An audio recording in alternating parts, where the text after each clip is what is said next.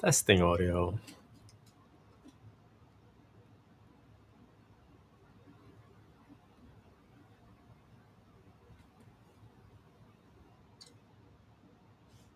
Testing audio.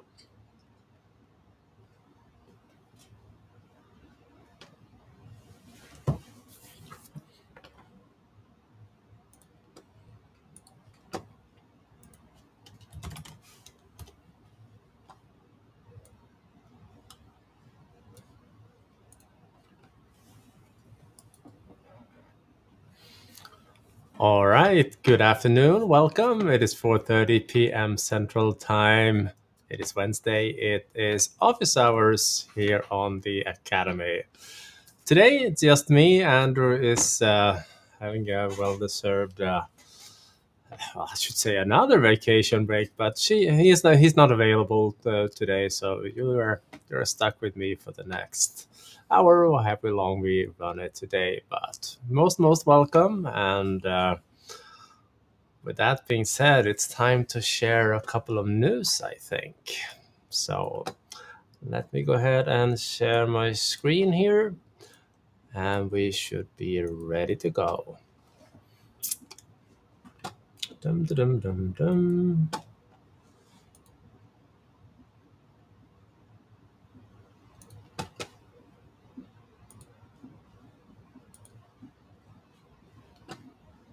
And here we are.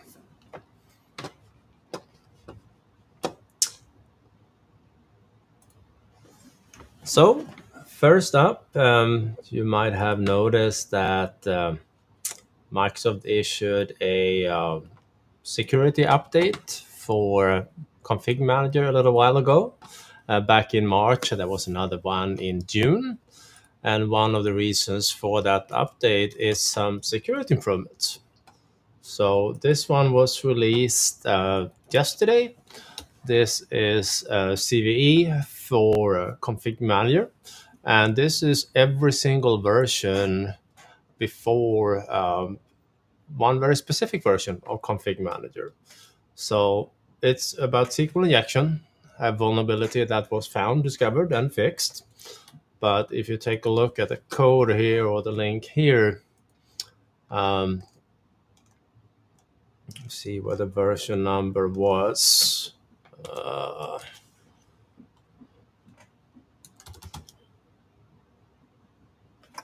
See if I can find it.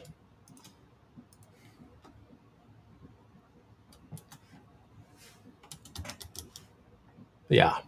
So affected versions, everything from very old version of ConfigMgr, but until version 1003 here. And this is a 2503 of ConfigMgr.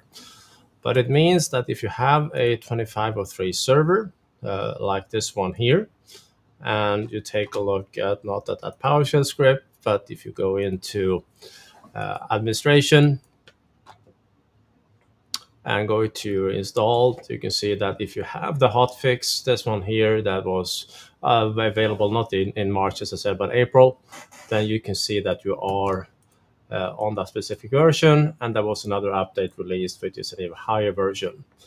And the documentation said that the website said versions that are before that version are affected. So basically, if you are on this version, the fix is supposed to be in, and or if you're on the later version, the fix will also be in. So highly recommend that you start planning your upgrades, put in those lovely change requests, you can have them approved, and then get going with the upgrade. And since this is a security risk, that normally increases the chance of getting it approved quickly.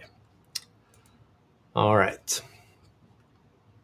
Another update I stumbled across was it was actually released last week during office hours, but I didn't learn about it until later this week. But Microsoft released an updated documentation for how to deal with Intune, or some guidance if you have a multiple tenant strategy. And this is typically done through merger and acquisitions, acquisitions, English, Johan. But it's a good read. It explains what options that are available, etc., and what challenges you might run into. But I found this to be a quite good read.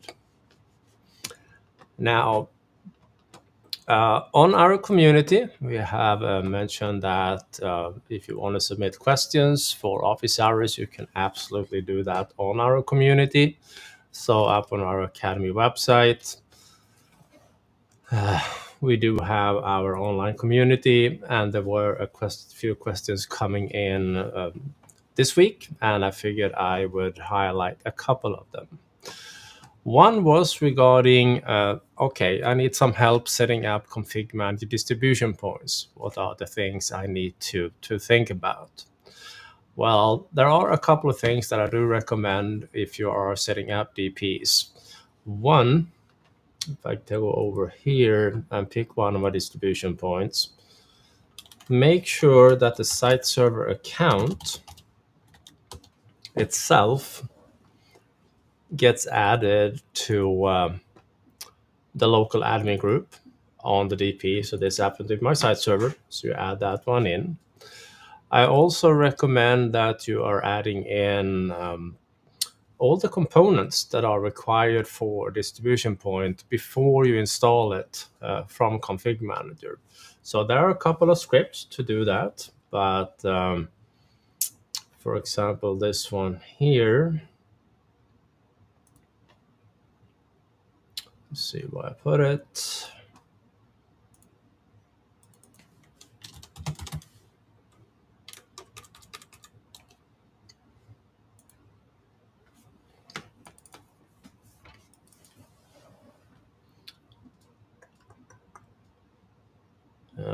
Here we go. Install PreReq. So just a listing of the components that ConfigMgr needs for distribution points. I will recommend adding those in. I'm not sure if I uploaded that script, but if I didn't, I will go ahead and fix that right away. So we have a link with it. To your files, scripts, ConfigMgr. Oh, it is there already. All right, perfect. So up on our GitHub repository, moment research, files, scripts, ConfigMgr. There you have that script that it adds those components. After that, it is as easy as to go into the ConfigMgr console. Make sure that you do reboot your distribution point, so you have the group membership added there. But basically, you will go into your site configuration here, and you will add in another site system server. You will browse and pick that server, and then go through the wizard and pick the distribution point. And since all the components are available already, it will be a fairly quick install. I do recommend to, when you set up remote distribution points, have at least 2 volumes, one for the OS, one for the data. So you have something that looks at the very least like this. And on the OS volume, put in, if I can click, this file there. So that ConfigMgr doesn't try to put any of the content on the C drive, because you want the content library on data volumes only. So this is what it would look like. So I hope that answered the question that came in the forum there. There was another question regarding basically management had decided to move away from ConfigMgr and go to another platform, but they wanted to keep ConfigMgr around to be able to do imaging, or at least some basic imaging. And that is perfectly all right. And the follow-up question was that, all right, can we consolidate and just have a minimal ConfigMgr environment? Absolutely, yes. If you just need something that is supported to do imaging at a smaller scale, you can run everything that ConfigMgr needs on a single VM. Just the member server in the domain, obviously not the domain controller, but everything else you can run on that virtual machine. Another option is to have one VM being the site server and you have another one being a distribution point. Simplifies the setup a little bit there, but all in all, it will just work just fine. I mean, I have seen lab environments where organizations are running everything on a single VM, and that's done so through years. You can image hundreds and hundreds of the machines even on such a setup. So that works very well. There was a follow-up question on how to install a ConfigMgr 2503 environment in terms of baseline medias and such. And I figured I should bring up that documentation because there has been a change. So if I go to my friend Google here, SCCM 2403 baseline. See if I can find those documentation for baseline builds here, baseline. So as you can see, Microsoft has a list of versions of ConfigMgr that is a baseline build. So ConfigMgr 2403 is a baseline, 2303 is a baseline, 22 is a baseline, and even 2103 is a baseline. However, 2503 is not a baseline build. So if you want to set up a new 2503 today in a lab or something, you have to start with this one here and then do the console upgrade.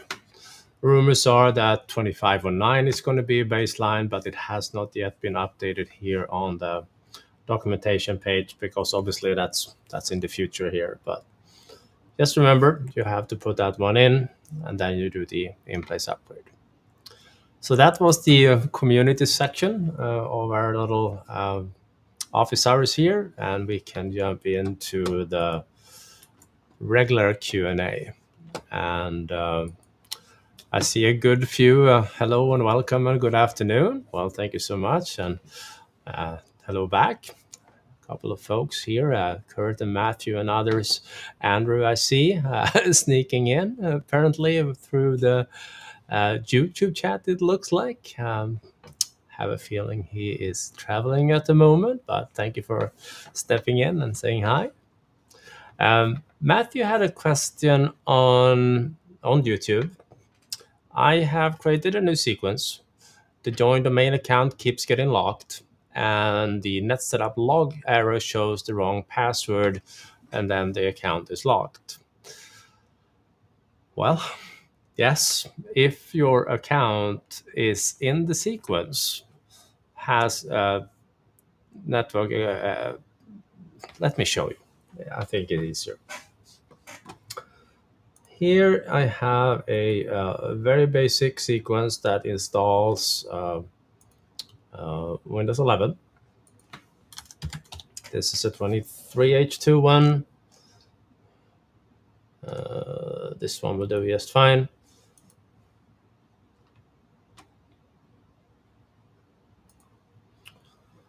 The account that you specify, let's see here.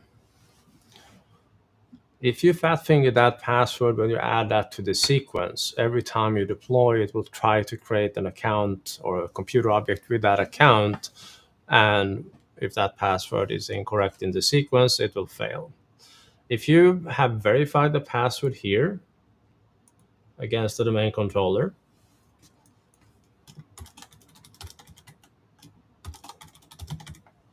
do that test connection, and it still fails after, I would simply go ahead and remove this step here completely and add it back in again to that sequence. If something was wrong or the sequence got corrupted or something. So that would be my starting point. Also worth reviewing is that the account has the proper permissions in Active Directory. So if I go to one of my OUs here, like this one, and go Properties and Security and Advanced Security and sort by principal, you can see that this particular account has a decent set of permissions here that all needs to be configured. In addition to that, there is a new policy. If your AD team has been updating their domain controllers, which I sure hope they have, we have this one as well. That's all the domain join hardening that was done a couple of times the last few years. And worth mentioning here is that there is a policy that you need to configure here. Let me do this instead. To make sure that account is allowed to be reused if you're deploying machines multiple times with it. So this is a change from a couple of years back, but I still see this being missed. So that's where I would start to do that troubleshooting.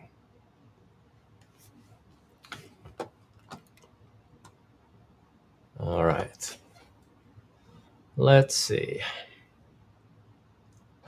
So a comment there from Dan, we have enough trouble with one tenant.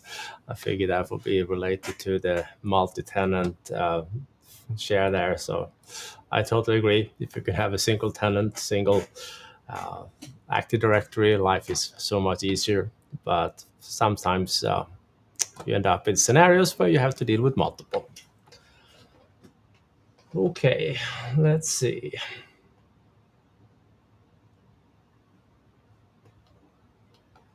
All right.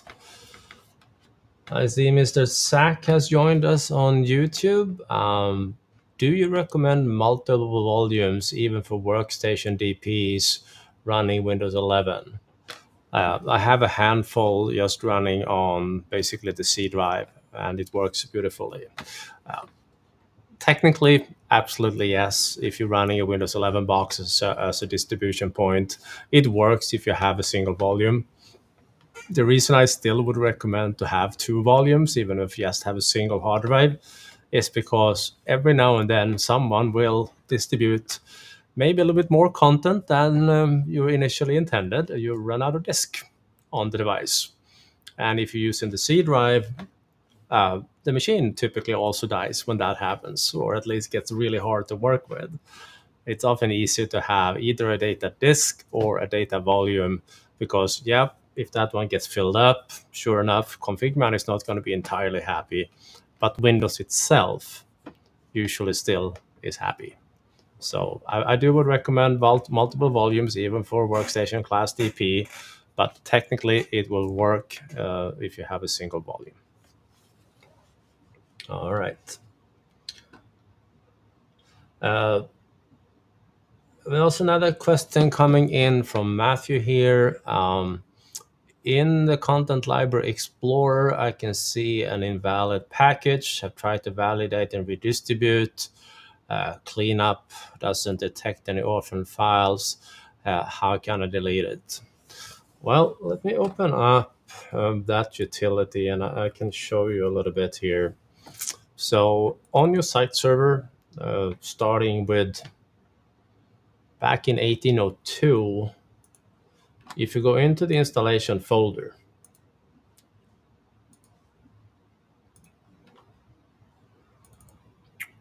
I have it on my E drive here. There's a tools folder, there's a server tools folder, and this is where you have the Content Libary Explorer. I give you like a better view into a content library. So let me just connect to one of my DPs. And if you type in the wrong name, you cannot connect either. has to be the right name.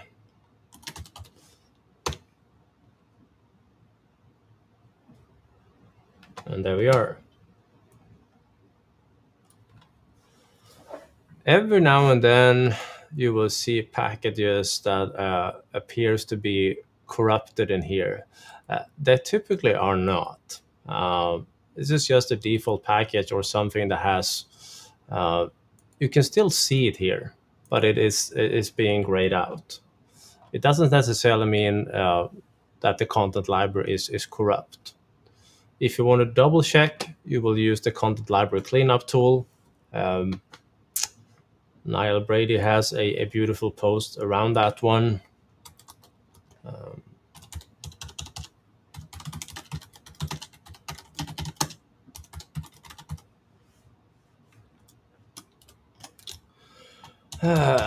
English content library cleanup tool. It comes with ConfigMgr.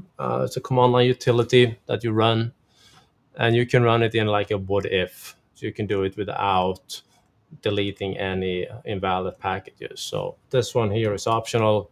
You can just run it to make sure everything is okay. If you still have troubles with a package and it doesn't help removing the DP from it or adding the DP again, you may have to recreate that package.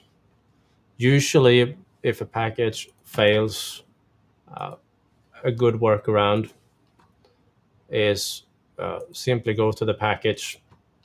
Could be one of my image packages here, whatever package it might be.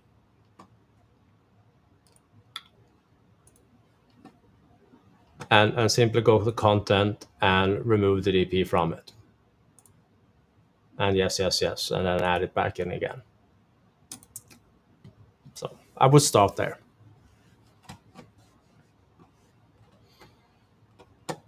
And I see Mr. Terrell join us as well. Hello, Mike. Good to have you here. Let's see. I see a question from another question from Matthew regarding upgrading to 2503. Do you have a link to some good instructions on doing backup before doing the upgrade?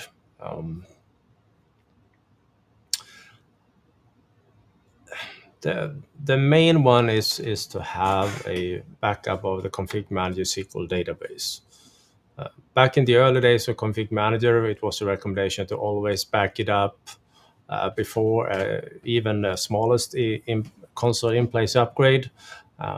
Microsoft changed how the setup works, and usually the upgrades are much safer now. It's quite rare that you see them fail and actually corrupt something, but sure, it does not hurt to have a backup. This is something you should have anyway in the environment. One of the better guides is it's an older guide from Steve Thompson.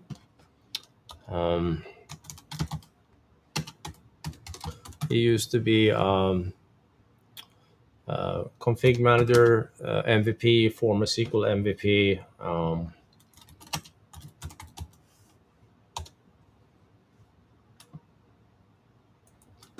So even though this guide is a couple of years old, like 8, I would recommend this one. It's a good guide. And speaking of guides, you might have seen also that our friends over at System Center Dudes, who by the way will be apparently in MMS in Nashville also in October. So yes, saw their sponsor announcement earlier today showing up. So great to see that. But on their blog, they published quite recently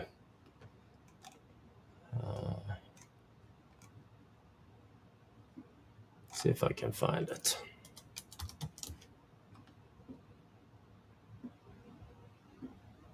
Here we go. A complete upgrade guide for 2503. So this is a good one. Let's see. Asina Noah joined us here also on YouTube regarding using ConfigMgr only for imaging. I think you may have just missed my answer there earlier, Noah, because that was the one of the first questions I answered from the forum. But long story short, it is absolutely fine to have a single virtual machine that you use as an imaging server that is running ConfigMgr. There is no need for a large distributed setup if you only need to have it for ad hoc imaging or lab imaging, or basically don't do tens of thousands of deployments at the same time against a single VM. But if you do a couple of hundreds a day, it works beautifully with a single VM. All right. Let's see. Sahid is asking on YouTube, do you have any PowerShell scripts to troubleshoot Intune policy conflicts? No, I don't think we have published any.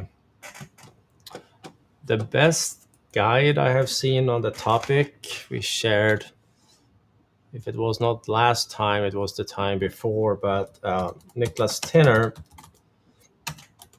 policy Intune troubleshooting, he has a guide that is a couple of years back, 2 years. This one here is a really good one for troubleshooting policies. So I would recommend that one. Goes through it in quite details. So hopefully that will help.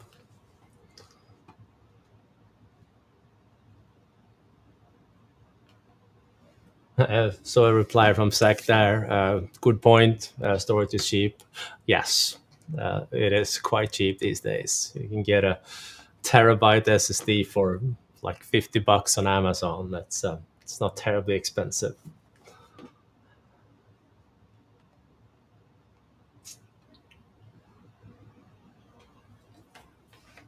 Was a follow-up comment from Noah there. Can I run a site server directly on physical hardware?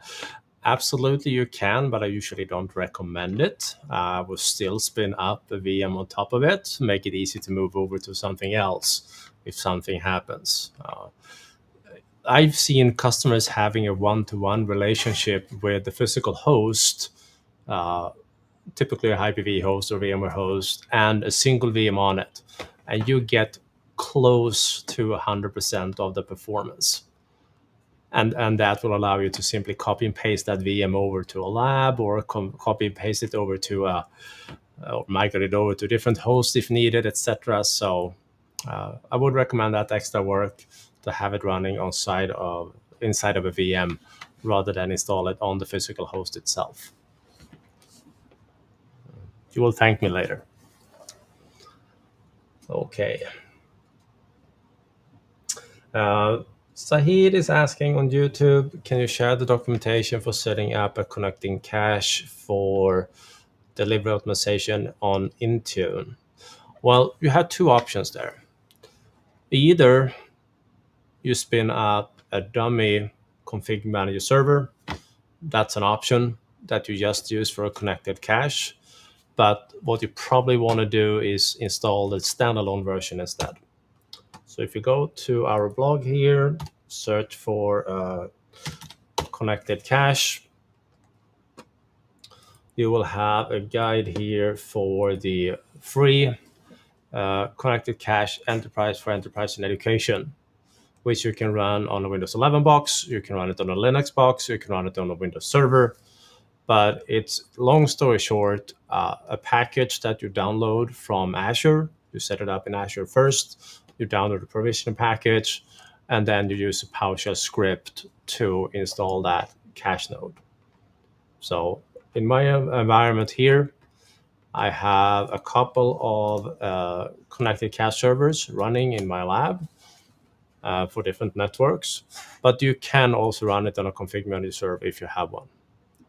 And I did put together a guide for that back in the time frame where it was still called Doink. They changed the name because apparently marketing didn't like how that sounded. But this guide is available as well if you have ConfigMgr for it. And this works with Intune also. Will happily cache the Intune content.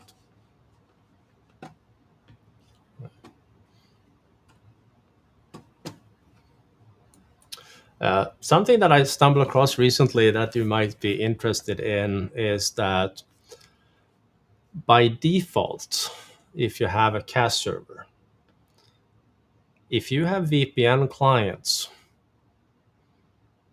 they will still download content from a cache server, which may not be what you want. Let me show you an example. Say that you have a network like this. So you have your cache server here on one of your DPs or multiple.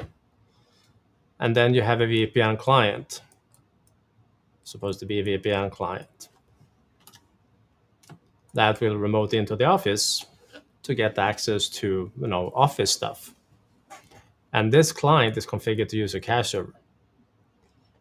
Usually, if you're at home, you don't want to run that download through the VPN tunnel.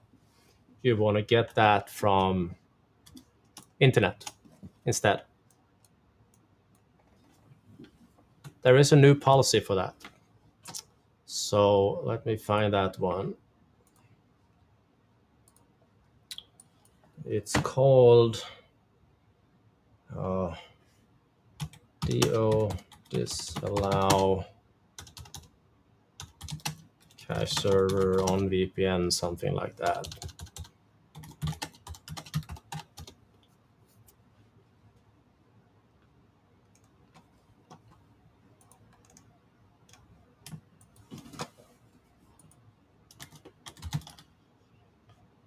Yeah, this one. And as you can see, you need to be on a somewhat recent version of Windows 11 here, version 22H2, to be able to set it.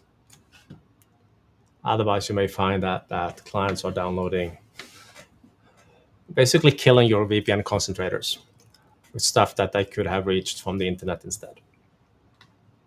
So, friendly recommendation.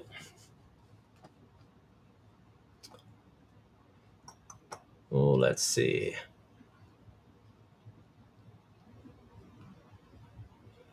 Dan is asking, when using a distribution point group, if an app is removed from a single DP and you later re-add that DP to the group, it never redistributes that content. I cannot say I have tried removing a DP out of a group and then put it back again. But worst case, you can always go to that package and basically just say redistribute on that node. So if I go to one of my packages here, go to the content location again, and you will have this option here to say redistribute. And you can do this for PowerShell as well.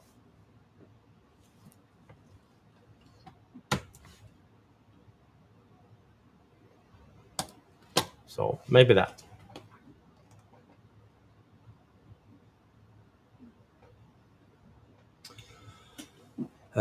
Dan had a follow-up question regarding the Connected Cache VPN restriction. Would that work for Cisco VPN, which doesn't use the Windows VPN setting? It depends. Typically, a Cisco AnyConnect VPN will be detected as VPN. Let me see what I have. Can borrow.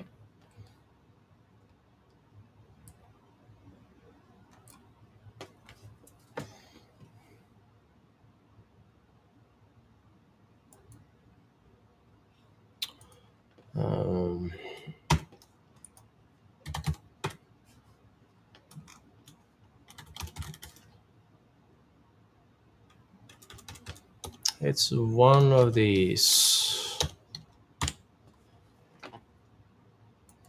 Nope, probably config then.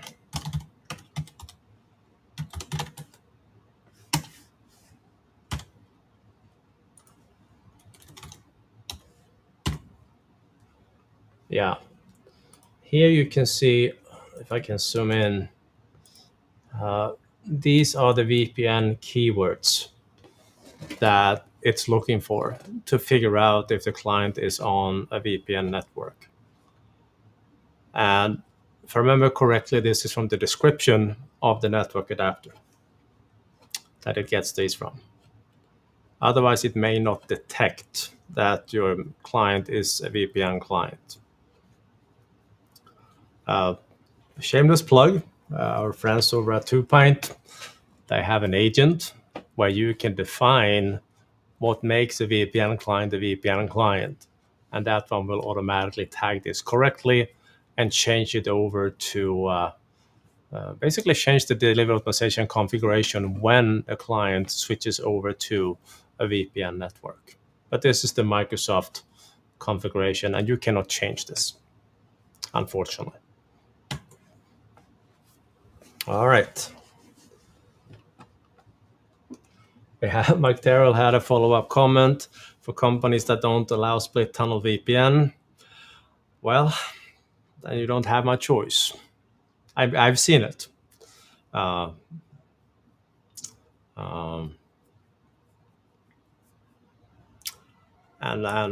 if that's the case, you have to do some throttling. Otherwise, your VPN concentrators or aggregators, they're going to be glow in the dark because of all the traffic. I mean, the organizations out there, they can have 5,000-10,000 clients going through the same node or nodes for VPN appliances. And that's going to be a busy VPN connection if all the content had to go through it. So if you do have the chance of setting up split tunneling or convince your folks to do that, please do it. But yeah, sometimes security is, well, they can be hard to discuss with at times. Dan was confirming, by the way, that Cisco AnyConnect does detect it, so that is good. Perfect.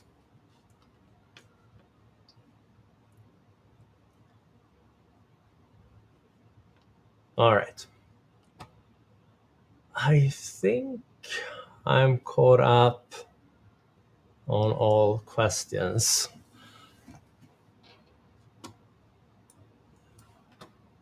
Always a little bit harder when I don't have Andrew here who can help me, but I think I got to them all. And we still have a whopping 21 minutes to go. So if anyone have any more questions, hey, I'm here. I'm happy to answer.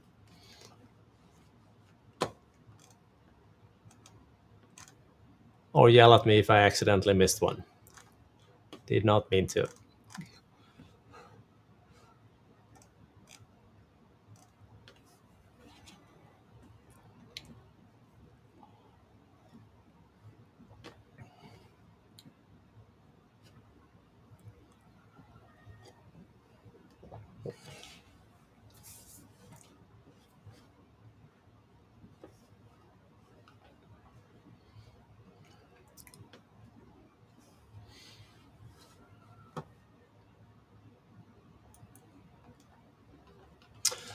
Well, there was apparently one question I did miss. It came in on Twitter. Let me see. Don't see it in my feed.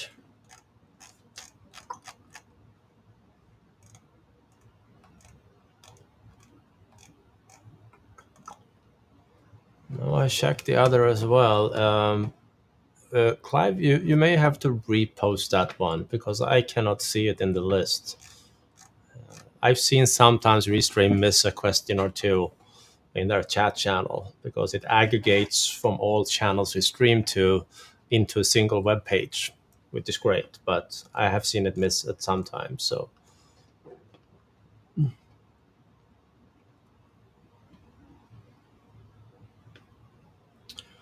until that question comes back from Clive, Mike Terrell was asking, how do you feel about Intune wipe reset this PC? Well, if the only goal is to have a device that you have enrolled, someone is using it today, it works perfectly fine, and you want to reassign that machine to another device, it could be perfectly fine to do an Intune wipe and reset of that device. If you have a device that is not entirely happy or having malware or anything like that, or if you're moving devices over from a hybrid environment over to an Entra ID only environment, I would recommend reimaging. Plus, reimaging is actually faster in most cases. A wipe can take up to an hour if you're unlucky, but it can be quite slow. What I do not recommend, if I go to an Intune tenant,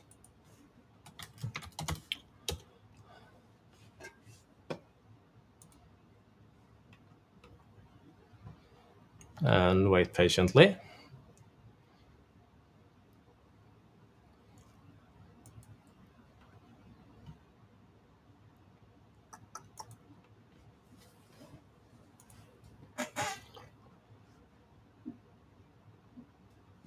I do not recommend this option here, because that's a very light wipe.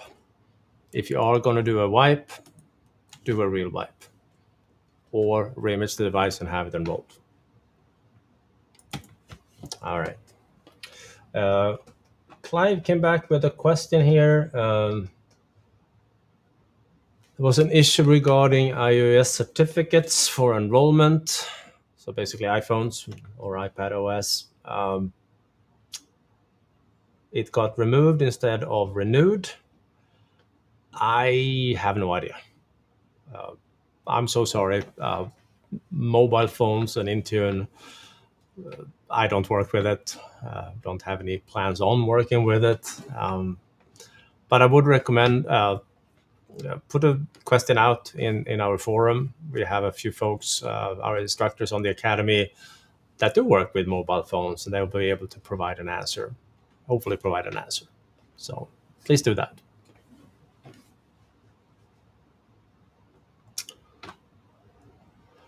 Dan is asking, do you have any guidance for configuring delivery optimization in ConfigMgr? Well, there is not much to configure in ConfigMgr. The only thing you can basically say is, hey, use it to stamp the group ID based on the boundary group that you're in. But yes, I do have guidance. If I go back here and search for delivery,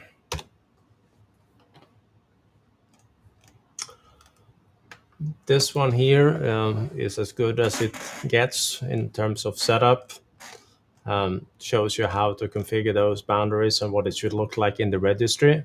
But you absolutely must combine this with something else. At the very least, combine it with a couple of group policy settings. Otherwise, you will have a terrible performance for your delivery optimization when using basically ConfigMgr for it. So you have to combine ConfigMgr with the group policies to get a decent setup. This is not the best setup you can get, but it's way better than the default configuration.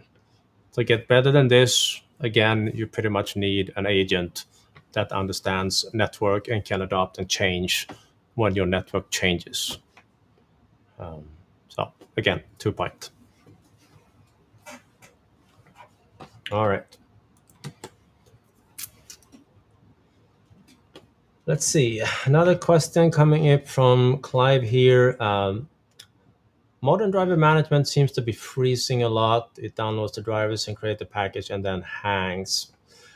I have only seen that happening with older versions of the script where bits was forced to be foreground instead of normal in priority. 724 and 725 fix that. So make sure that, let me see, I open up that tool. I think I have the latest version on this system.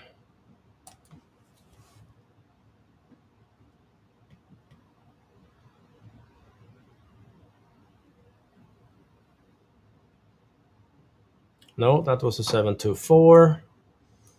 Let's check this one here.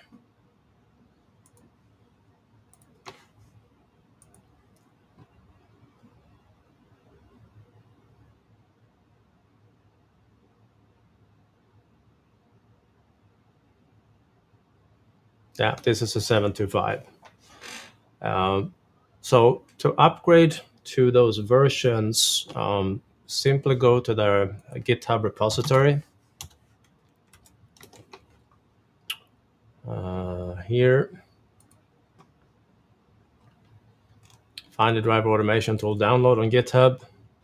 And if you go to current branch, this is where you find the latest version. There is no installer for it, but you run the previous installer and then you download this file. And in the installation directory that I have here, I just use the default folder.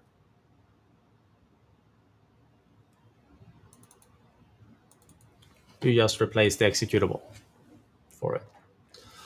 Also, what I found is that it gets a little bit more reliable when you have a local download directory here.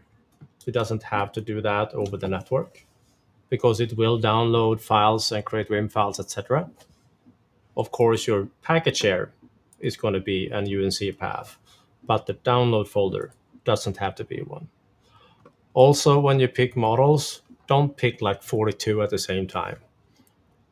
Pick a couple and download them, and then pick a couple more and download them. Mike Terrell had a good comment here also. Make sure you don't have any antivirus scanning those folders. Put in an exclusion for the download folder. So good call. Thank you.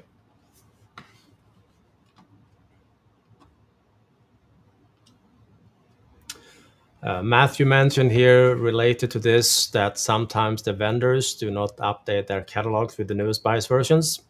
Yes, they can be quite slow with that. And if that's the case, you will have to create those packages manually. It will still find it, but they may not show up in the vendor catalogs. I worked with a customer over in Europe just a while ago, and there was one of their Dell models. There was the 7430, where there was a BIOS release that actually has a security risk in it. So they were mandated to fix that right away. But it took Dell a good month to add that into their catalog, and they didn't want to wait a month. So you can just create those packages manually. The packages that this tool creates, if you use this tool,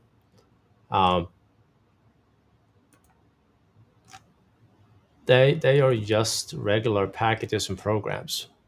Sorry, packages without the program. There is no program to it. So it just has content. So as long as you create a package and you have the right information here, the script will find it and use it. So very, very simple. If I look in the content of one of these packages, this is it.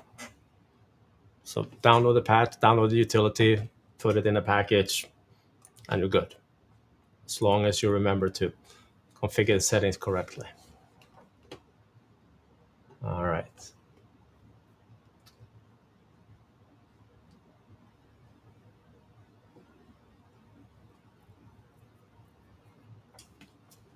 Got a thank you from Zach in the chat. Thank you so much. Appreciate that. That's what the community is all about. Sharing is caring. And that also goes for all sorts of knowledge information, of course.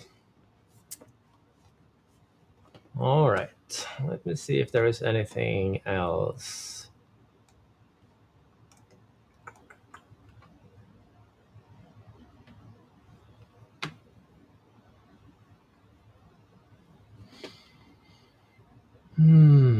Paul is asking on YouTube if we have a ConfigMgr server that is getting really, really old and want to start fresh.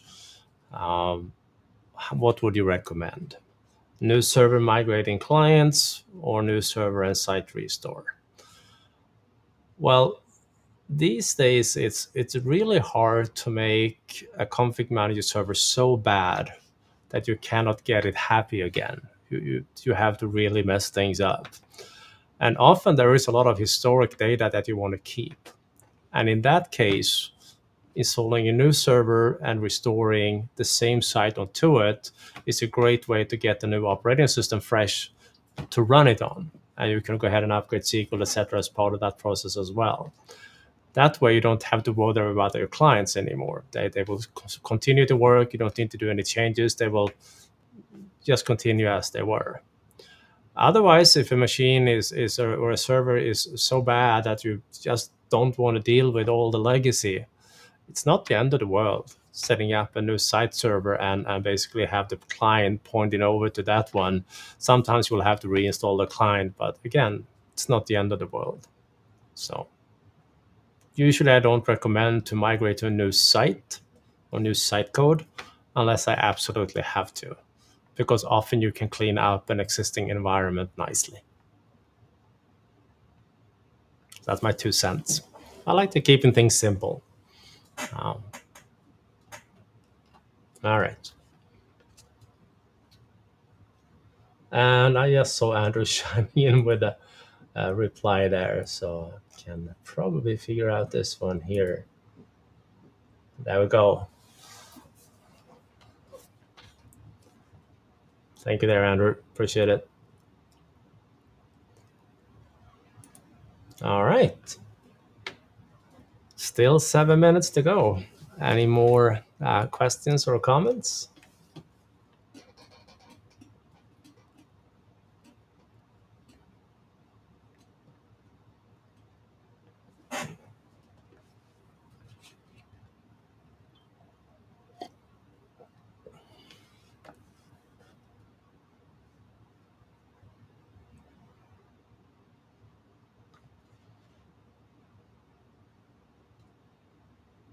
I'll be happy to answer.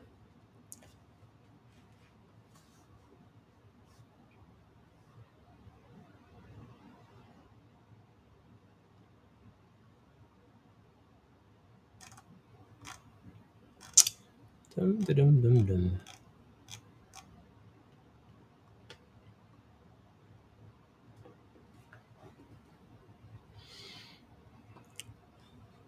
Well, I do not see any more questions coming in, so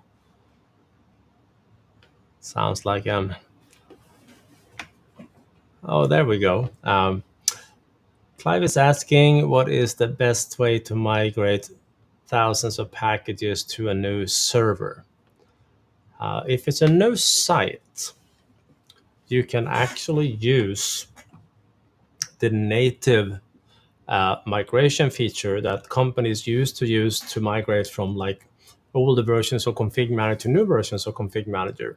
But you can also use this to go from a lab site to a production site, or from site 1 to site 2. So you basically specify the hierarchy to that other system, and then you create different migration jobs, and you will see all the packages and collections and apps in the other environment, and you can migrate them over that way. So that works beautiful still, and this has been supported for the past decade or so to do it from the same version of ConfigMgr also. All right.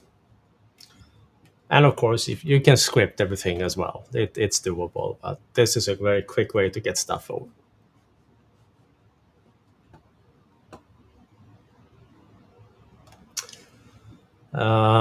Mike is asking, do we see many customers, or do I see many customers using OEM OS recovery options?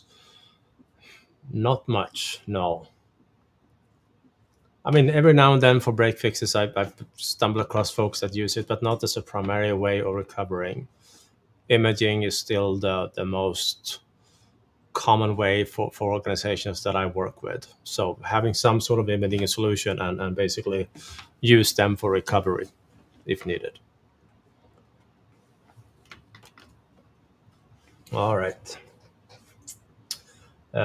Anis is asking what I think about driver and BIOS updates from Intune.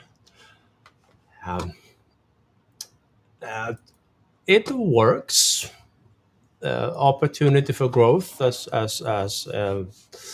many areas there in terms of drivers and BIOS, but if you go to devices and let me just minimize this a little bit.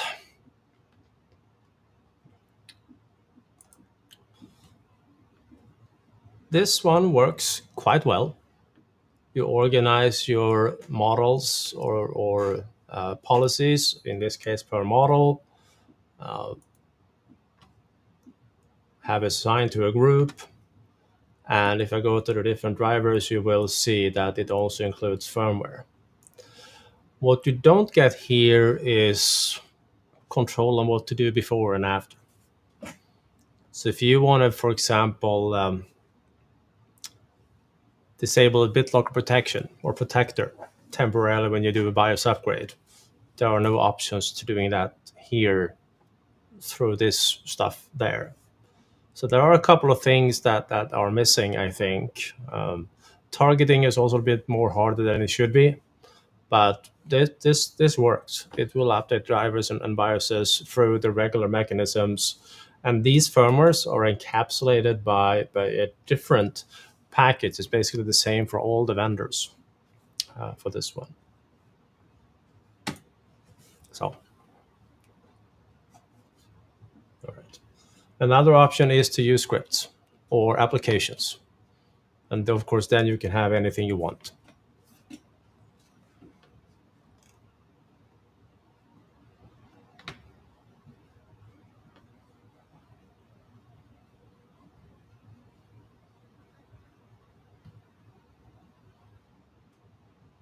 Any other questions?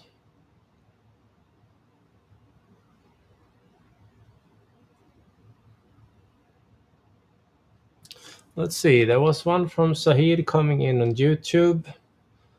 Any PowerShell script to install application based on chassis type? I would probably, I mean, sure, you can use a PowerShell script that figures that one out. A good example is from Johan's Frebelius. See where I have the latest version of that one.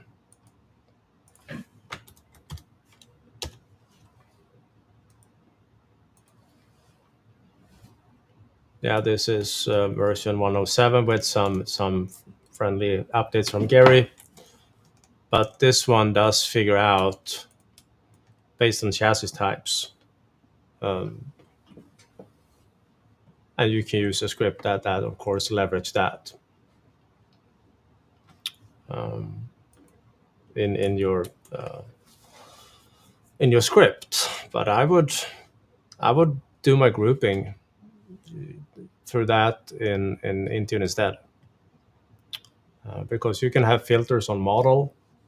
I have an example here. The groups. If I search for Dell,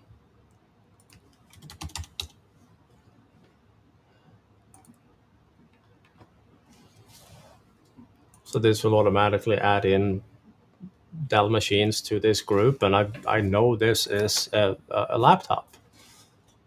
And you can use this as filters, or you can use that as conditions on a group. So I would probably do that rather than having a script that runs the wrapper that figures out if it's the right version or right chassis types. But yeah, you can run scripts as applications. That works. I have a couple of here that I use a PowerShell script to drive.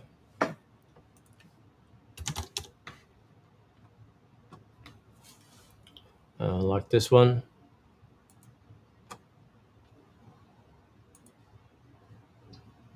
This is where the installer is, in fact, a PowerShell script. And whatever that script do, it will run. So, and with that, we are up on the hour. Yay, we made it. Thank you so much, everyone. Thank you for your comments and chiming in with in the discussion here. Really appreciate that. And hope to see you again next Wednesday. Have a great week, everyone. Thank you.